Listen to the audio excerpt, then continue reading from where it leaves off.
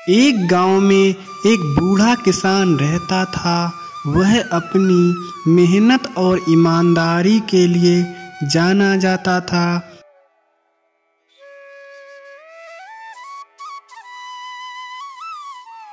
लेकिन उसका इकलौता बेटा बहुत आलसी था।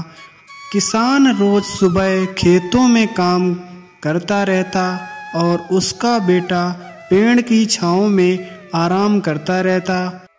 एक दिन किसान अचानक बीमार पड़ गया।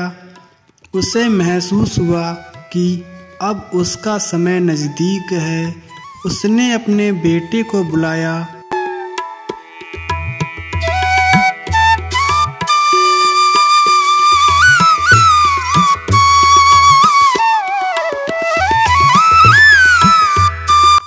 किसान ने कहा, बेटा, हमारे खेतों में एक खजाना छिपा है। अगर तुम उसे खोज लोगे तो हमारी सारी समस्याएं खत्म हो जाएंगी। बेटे की आंखें चमक उठी। खजाना कहाँ छिपा है पिताजी? उसने यह कहा। किसान ने हल्की मुस्कान के साथ कहा, तुम्हें खुद ढूंढना होगा।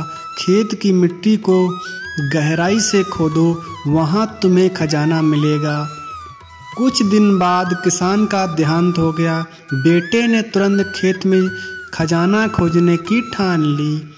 उसने एक फावड़ा उठाया और खेत को खोदने लगा। पूरा दिन मेहनत की। फिर अगले दिन भी वह लगातार मिट्टी खोदता रहा। खेत का कोना कोना छान मारा, लेकिन खजाना उसे नहीं मिला। थक हार कर उसने सोचा, इतनी मेहनत से खेत को खोद ही दिया है तो मैं क्यों न इसमें बीज बो दूं।